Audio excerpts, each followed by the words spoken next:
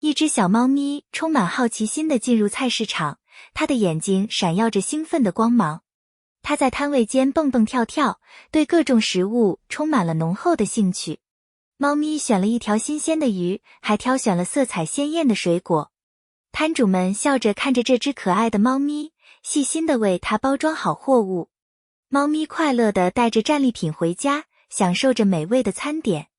这次在菜市场的购物之旅，对猫咪来说是一个充满惊喜和快乐的冒险，也成为了它美好回忆的一部分。